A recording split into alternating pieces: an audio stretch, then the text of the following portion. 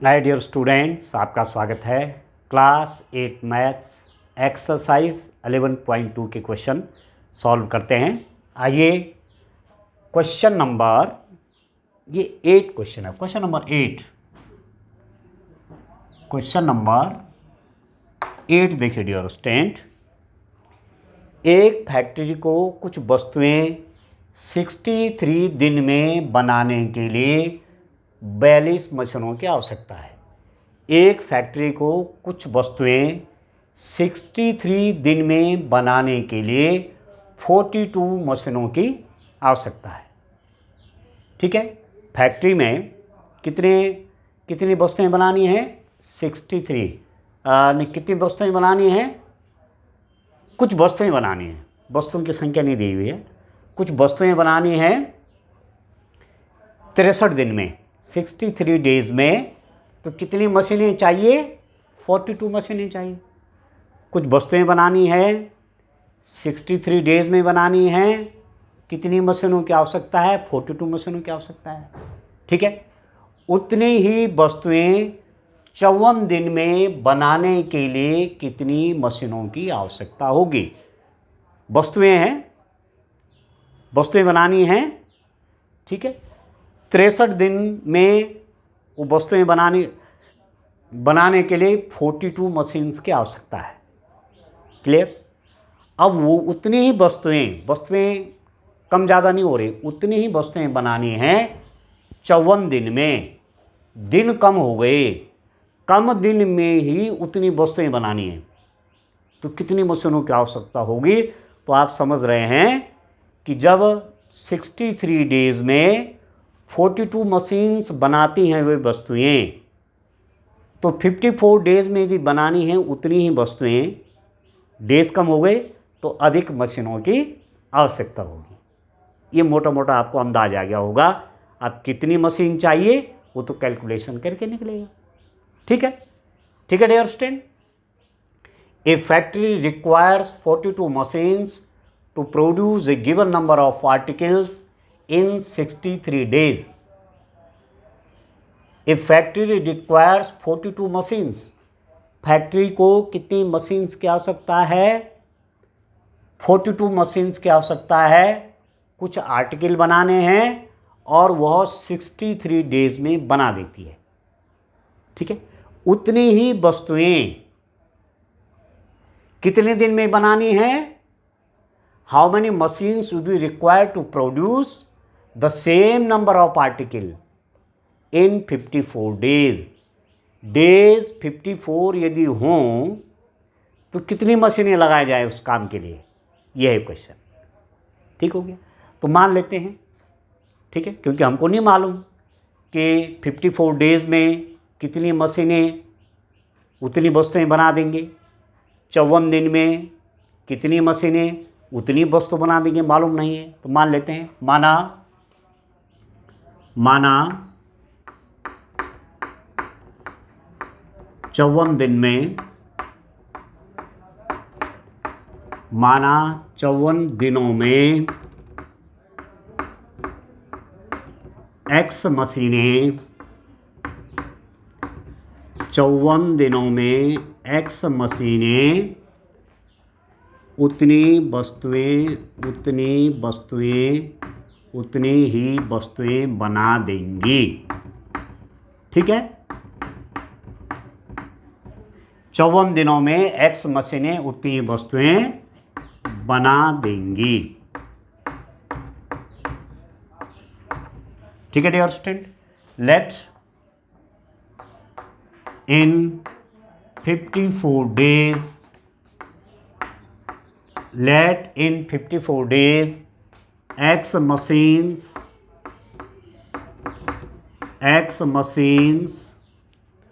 produce the same number of articles.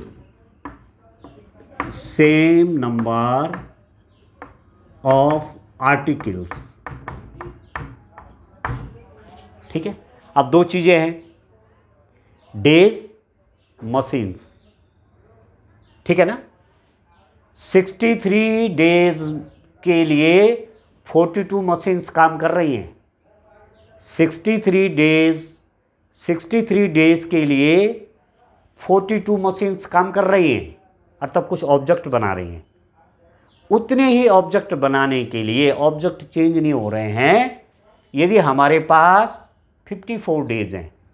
63 days में 42 machines कुछ वस्तुएं बना रहे हैं, उतनी ही वस्तुएं 54 डेज में कितनी मशीनें बनाएंगी। तो हमने क्या कहा, माना x मशीनें उसको बना देंगे। तो दो चीज़ें हैं, एक तो दिनों की संख्या है और दूसरा क्या है, मशीनों की संख्या। और निकालना क्या है, मशीनों की संख्या निकालनी है, इसलिए मशीनों की संख्या कहाँ रहेगी, दाईं तरफ रहेगी। दो चीज़ें तो हैं, number of days and number of machines. Number of machines निकालनी है तो उनको राइट साइड में रखेंगे, ठीक है। तो यहाँ लिख देता हूँ दिनों की संख्या, दिनों की संख्या, ठीक है। Number of days, number of days और मशीनों की संख्या, मशीनों की संख्या, number of machines, number of machines, ठीक है डियर स्टूडेंट। 63 डेज में 42 मशीन्स ऑब्जेक्ट बनाती हैं। 63 डेज में 42 मशीन्स ऑब्जेक्ट बनाती हैं। यदि डेज कितने हो गए, 54, डेज कितने हो गए, 54 हो गए, तो हमने कहा कि x मशीन्स उतने ही ऑब्जेक्ट बना देंगे। 63 डेज में 42 मशीन्स ऑब्जेक्ट बनाती हैं, उतने ही ऑब्जेक्ट 54 डेज में माना x मशीनें बनाएंगे। क्योंकि हमको निकालना है तो हमने कहाँ रखा, इसको राइट साइड में दाएं हाथ की तरफ रखा। तो पहला एरो मार्क तो ऐसे होगा, पहला तीर का चिन्ह कहाँ होगा, नीचे की ओर होगा। अब इस पर ध्यान दीजिए, ऑब्जेक्ट फिक्स है, इतने बनाने हैं जो भी संख्या होगी।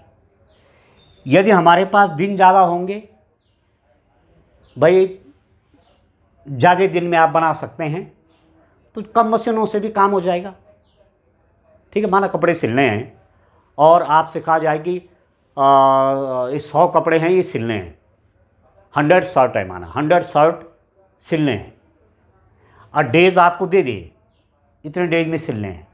तो यदि दिन कम होंगे तो ज़्यादा मशीनें लगानी पड़ेंगी, और यदि दिन ज़्यादा होंगे तो कम मशीनें ही जल्दी काम करके दे देंगे आपको उतने समय के लिए।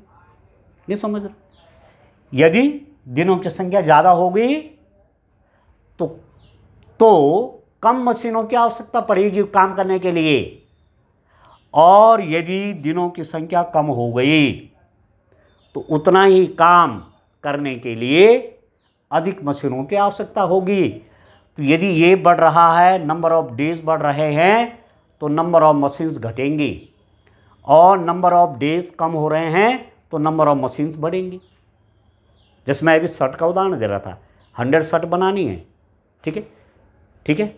10 दिन में 100 शर्ट बनानी है, 10 दिन में माना 10 मशीनें वो शर्ट बना रहे 100, माना डेज 5 होगी कि 5 डेज में काम दीजिए भाई, तब क्या करना है, मशीन्स की संख्या बढ़ानी पड़ेगी। डेज कम होंगे, मशीन्स की संख्या बढ़ेगी, डेज बढ़ेंगे, मशीन्स की संख्या कम करनी पड़ेगी, ठीक हो गया।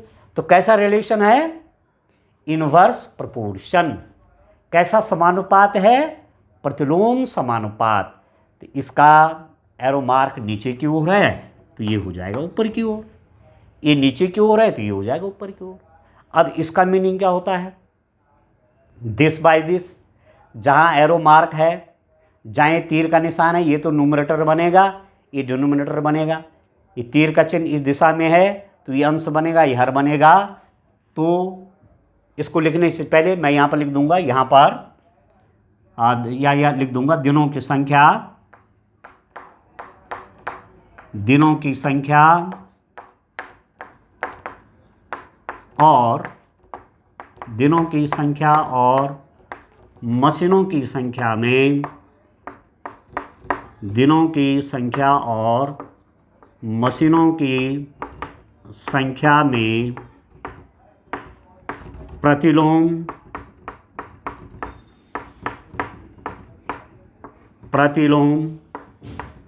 समानुपात है। प्रतिलोम समानुपात है।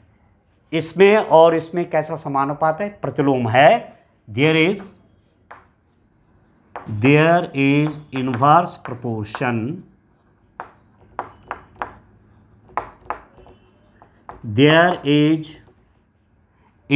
inverse proportion between number of days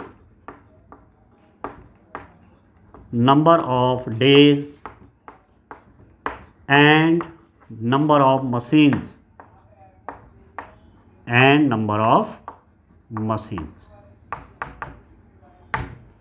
ठीक है डियर स्टूडेंट, आप चाहो तो न भी लिखो, पर ये जरूर करना, ये जो तीर के चिन्ह जरूर लगाने हैं। ठीक है, ठीक है, ये एरो मार्क जरूर लगाने हैं। अब कितना हो गया? This implies that. और वैसे लिखना भी चाहिए, इसलिए भी लिखना चाहिए कि आपको आइडिया हो जाएगा, नॉलेज हो जाएगा।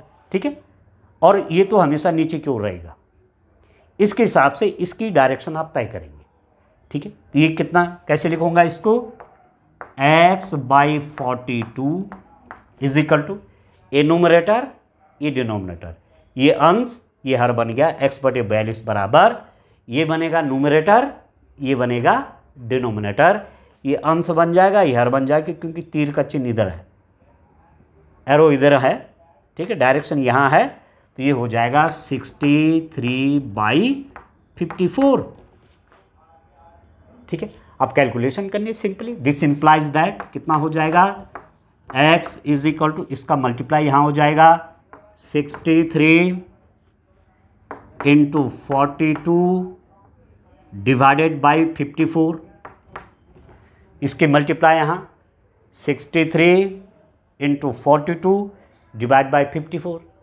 ठीक है, अब 9 से काटिए, 9 × 6 = 54, 9 × 7 = 63, 9 × 6 = 54, 9 × 7 = 63। ठीक है, 9 से कट गया, और 6 से इसको काटो, 6 × 7 = 42, 6 × 7 = 42, और ऊपर का मल्टीप्लाई हो जाएगा। तो this implies that x is equal to 7 × 7। 7 × 7 कितना हो गया? 49 हो गया। मतलब 49 मशीन्स की आवश्यकता होगी। यदि वह काम 54 डेज में करना होगा तो कितनी मशीन चाहिए? 49 मशीन्स चाहिए। ठीक हो गया। अब चलिए आंसर लिख लेते हैं। आंसर जिस रूप में पूछा है उसी रूप में बच्चों आंसर लिखना चाहिए। तो चलिए मैं यहाँ पर लिख लेता हूँ, यहाँ लिख देता हूँ डियर स्टूडेंट। देखिए क्या आंसर देना है, किस रूप में आंसर देना है, क्या पूछा गया है? उतनी ही वस्तुएं 54 दिन में बनाने के लिए कितनी मशीनों की आवश्यकता पड़ेगी।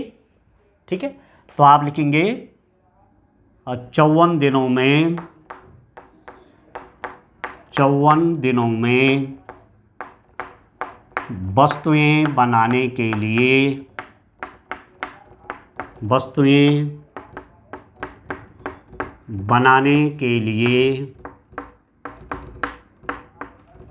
49 मशीनों की आवश्यकता होगी। 49 मशीनों की आवश्यकता होगी। ठीक है, 54 डेज में वो काम करना है पूरा, तो 49 मशीन काम पे लगानी पड़ेंगी। ठीक है, तो लिख देंगे 49 machines would be required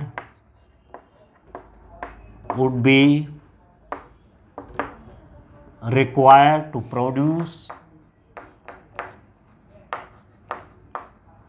produce the same number of same number of articles in 54 days. ये हो गया, ठीक है। 49 मशीन्स चाहिए, 54 डेज में काम पूरा हो जाए तो 49 मशीन्स काम पे लगाने पड़ेंगे, ठीक है डियर स्टूडेंट। तो इस रूप में क्वेश्चन करना है। चलिए एक क्वेश्चन और कर लेते हैं डियर स्टूडेंट, आइए। क्वेश्चन नंबर 9 देखिए डियर स्टूडेंट। एक कार एक स्थान तक पहुंचने में 60 किलोमीटर पर आवर की चाल से चलकर 2 घंटे का समय लेती है। एक कार एक स्थान तक पहुंचने में 60 किलोमीटर पर आवर की चाल से चलकर 2 घंटे का समय लेती है, ठीक हो गया। एक स्थान से दूसरा स्थान जाना है, ठीक है। स्पीड क्या है, किस स्पीड से कार चलेगी, 60 किलोमीटर पर आवर, 60 किलोमीटर प्रति घंटा, प्रति कहते हैं एक के लिए, 1 घंटे में 60 किलोमीटर। और कितने घंटे तक कार चल रही, 2 घंटे तक। वो दूरी 2 घंटे में तय हो जाती है। 80 किलोमीटर प्रति घंटे की चाल से उस कार को कितना समय लगेगा, दूरी वही है, कार की स्पीड बढ़ गई, 80 किलोमीटर प्रति घंटा हो गया 80 किलोमीटर पर आवर। 1 आवर में, प्रति घंटा, 1 घंटे में अब कार 80 किलोमीटर चल रही है। आप ये भी कह सकते हैं 2 कार हैं, एक कार चल रही है 60 किलोमीटर पर आवर से, 60 किलोमीटर प्रति घंटे से एक कार चल रही है, और दूसरी कार चल रही है 80 किलोमीटर प्रति घंटा से, और कोई निश्चित दूरी जानी है, कोई निश्चित दूरी चलनी है। माना श्रीनगर से ऋषिकेश जाना है, एक कार चल रही है, आप श्रीनगर से ऋषिकेश की दूरी फिक्स है, निश्चित है। एक कार चल रही है 1 घंटे में 60 किलोमीटर, एक कार चल रही है 1 घंटे में 80 किलोमीटर। जल्दी कौन पहुंचेगा, जिसकी स्पीड ज़्यादा होगी। जिसकी स्पीड ज़्यादा होगी वो कम समय लेगा, और जिसकी स्पीड कम होगी वो ज़्यादा समय लेगा। तो स्पीड, चाल और समय में प्रतिलोम समानुपात हो गया, ठीक है ना, क्लियर हो गया ना। तो चलिए अब देखिए, a car takes 2 hours to reach a destination by travelling at the speed of 60 kilometre per hour. A car किस स्पीड से चल रही है, 60 किलोमीटर पर आवर, पर मतलब 1 आवर में 60 किलोमीटर चल रही है, और एक दूरी उसने तय कर ली है, एक निश्चित दूरी है। जैसे मैं कह रहा था कि श्रीनगर से देहरादून जाना है तो 60 किलोमीटर पर आवर से चल रहा है, 2 घंटे में दूरी तय कर रही है। अब यदि स्पीड उस कार की क्या होती, 80 किलोमीटर पर आवर, दूरी वही है, श्रीनगर से कहाँ जाना है, देहरादून जाना है, तो 80 किलोमीटर पर आवर की स्पीड होगी, पर आवर मतलब 1 आवर में 80 किलोमीटर, तो कार जल्दी पहुंच जाएगी, कम समय में पहुंच जाएगी, ठीक है ना। तो यही आपने निकालना है, how long will it take, कितना समय लेगी। यदि कार की स्पीड 80 किलोमीटर पर आवर हो जाए, 1 आवर में कार 80 किलोमीटर चले, तो कितना समय लेगी उस दूरी को कवर करने में, ठीक है ना। 80 किलोमीटर पर आवर की स्पीड से की चाल से उस कार को कितना समय लगेगा। अब देखो एक फिगर बनाता हूँ। माना आपको यहाँ से यहाँ चलना है, ये रोड है, ए है और ये है बी, ठीक है, ये रोड है, ठीक है डियर स्टूडेंट। ए कार ये है, कार 1, मैं कहूँ कार 2। इस कार की स्पीड है 60 किलोमीटर पर आवर और इसकी स्पीड है 80 किलोमीटर पर आवर। एक समय पर यहाँ से यहाँ जाते हैं तो जल्दी कौन पहुँचेगा, इसकी स्पीड देखो, 1 आवर में 60 किलोमीटर, 1 आवर में 80 किलोमीटर।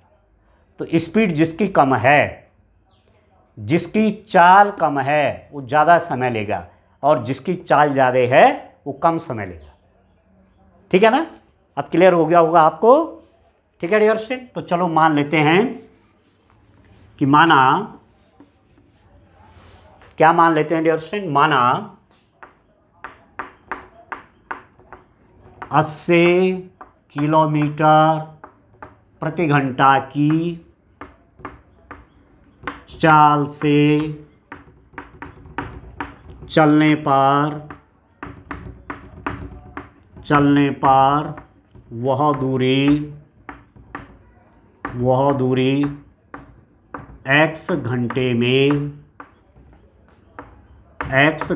में तय हो जाएगी।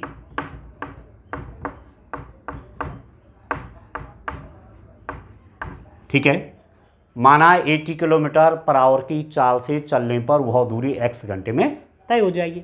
एक कार ये स्पीड से चल रही है तो दूरी निश्चित है, माना x घंटे में दूरी तय करेगा। ठीक है, let the car will take x hours to complete the destination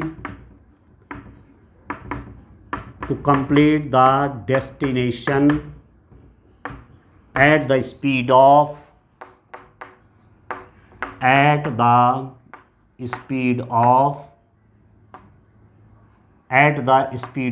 80 kilometre per our. 80 kilometre per our speed है तो उस डिस्टेंस को कार x आवर्स में पूरा करेगी। अब दो चीज़ें हैं, स्पीड और टाइम। ठीक है, आप देखिए, चाल, स्पीड और दूसरा है समय घंटे में, टाइम इन आवर्स। ठीक है डियर स्टूडेंट, दो चीज़ें, जब कार की स्पीड 60 किलोमीटर पर आवर है तो उस डेस्टिनेशन को, उस डिस्टेंस को वो 2 घंटे में तय कर लेती है। जब कार 60 किलोमीटर प्रति घंटे की चाल से चल रही है तो 2 घंटे में उस दूरी को पूरा कर लेती है। यदि कार की स्पीड x किलोमीटर प्रति घंटा होती तो हमने कहा वो x समय में, x घंटे में दूरी पूरी कर लेती। अब निकालना क्या है, समय, टाइम, तो उसको मैंने दाईं तरफ रखा। दिया क्या है, स्पीड दे रखी है। ठीक है, और समय निकालना है। तो यदि 60 किलोमीटर पर आवर 1 घंटे में कार 60 किलोमीटर चलती है तो 2 घंटे में उस समय को पूरा कर लेती, 2 घंटे में उस दूरी को पूरा कर लेती है। यदि कार की स्पीड 80 किलोमीटर होती, ज़्यादा होती, तो इसका मतलब कम समय में ही वो दूरी तय हो जाती। तो पहला निशान नीचे की ओर। स्वाभाविक है, चाल बढ़ेगी, कम समय में पहुंचेंगे। चाल कम हो जाएगी, ज़्यादा समय लगेगा। आपके घर से स्कूल की दूरी है, यदि आप भाग के चलेंगे तो जल्दी पहुंच जाएंगे, मगर तेज़ स्पीड से चलेंगे तो जल्दी पहुंच जाएंगे। स्कूल जाने में आपको कम समय लगेगा। यदि आप धीरे धीरे चलेंगे तो स्कूल जाने में आपको ज़्यादा समय लगेगा। ठीक है, तो स्पीड, चाल और समय, ये बढ़ेगा तो ये घटेगा, ये घटेगा तो ये बढ़ेगा। कैसा समानुपात है, प्रतिलोम समानुपात है, इनवर्स प्रोपोर्शन है। ठीक है, तो यहाँ लिख देता हूँ, यहाँ पर चाल व लिया गया समय में प्रतिलोम समानुपात है। प्रतिलोम समानुपात है। There is inverse proportion. There is inverse proportion between speed and time taken. Speed और टाइम में कैसा रिलेशनशिप है, इनवर्स प्रोपोर्शन है। ठीक है डियर स्टूडेंट, अब देखो तीर का चिन्ह नीचे की ओर है, यहाँ ये बढ़ेगा, ये घटेगा, ये घटेगा, ये बढ़ेगा, तो बिल्कुल विपरीत हो गया। प्रतिलोम समानुपात इनवर्स प्रोपोर्शन है तो इसकी डायरेक्शन हो जाएगी ऊपर। ये नीचे है तो ये ऊपर है। अब इसको कैसे लिखेंगे? x/2, this implies that x/2 is equal to, इसको कैसे लिखेंगे? 60/80। x/2 is equal to 60/80। This implies that यदि मैं x की वैल्यू निकालना चाहूंगा तो 2 की मल्टीप्लाई यहां हो जाएगी 60 × 2/80। इसकी मल्टीप्लाई इसके साथ, तो x इज इक्वल टू 60 × 2/80। ठीक है। अब आप देखो डियर स्टूडेंट, किससे काट देंगे? चाहो 20 से काट दो, 20 चौके 80, ठीक है, 20 तियां 60, 24 जा 80, 23 जा 60। अब 2 से 4 काट लीजिए, 2 2 जा 4, तो x इज इक्वल टू हो गया 3/2। x इज इक्वल टू 3/2, तो 3/2 को कैसे लिख देंगे? 3 में आप 2 से डिवाइड करेंगे, 2 1 जा 2, ये हो गया 1। तो यही हो जाएगा, किस रूप में आप लिख देंगे? 1 1 1/2, ये इस रूप में लिखेंगे डियर स्टूडेंट। ये इम्प्रॉपर फ्रैक्शन है, ठीक है। ये क्या है? इम्प्रॉपर फ्रैक्शन है, अनुचित भिन्न है। इसको किस रूप में लिख दीजिए? मिक्स्ड फ्रैक्शन में, मिश्रित भिन्न में लिख दिया। 2 से 3 में डिवाइड किया, 2 1 जा 2, ए क्या हो जाएगा? शेष हो जाएगा, रिमाइंडर आया, तो 3/2 को क्या लिखेंगे? 1 1/2, 1 1/2। इतने ही घंटा लगेगा। यदि कार की स्पीड 80 किलोमीटर पर आवर होगी तो उस दूरी को कार 1 1/2 आवर में कंप्लीट कर देगी। ठीक है, तो चलो मैं आंसर लिख लेता हूं। हो तो गया क्वेश्चन आपका। तो चलिए डियर स्टूडेंट, आंसर लिख लेते हैं लास्ट में। इस रूप में आपको काम करना है, समझ करके। अब आपको पूरा आइडिया आ गया होगा कि इन्वर्स प्रोपोर्शन कब होता है, प्रतिलोम समानुपात कब होता है। अब आप ठीक से, आपको आइडिया आ गया होगा। ठीक है, तो मैं लिख लेता हूं, 80 किलोमीटर प्रति घंटा की चाल से चलने पर कार को कितना समय लगेगा? 1/2 घंटे लगेंगे। 1/2 घंटे लगेंगे। ठीक है। Car will take 1/2 hours. Car will take 1/2 hours. Car will take 1/2 hours to complete the destination. To complete the destination at the speed of 80 kilometre per our. Answer आप अपने हिसाब से भी लिख सकते हैं, जैसा आपको उचित लगेगा उस रूप में डियर स्टूडेंट आपको आंसर लिखना है। ठीक है, तो काफ़ी प्रैक्टिस आपकी हो रही है इनवर्स प्रोपोर्शन की, प्रतिलोम समानुपात की खूब प्रैक्टिस आपकी हो रही है। तो मुझे अब पूरा विश्वास है कि सीधा समानुपात और प्रतिलोम समानुपात में आपको ठीक से अंतर की जानकारी हो गई होगी। ठीक है, डायरेक्ट प्रोपोर्शन या इनवर्स प्रोपोर्शन के जो क्वेश्चन है, ठीक से आपको आइडिया हो गया होगा कि कौन क्वेश्चन डायरेक्ट प्रोपोर्शन का है और कौन इनवर्स प्रोपोर्शन का है। ठीक है दोस्तों, थैंक यू।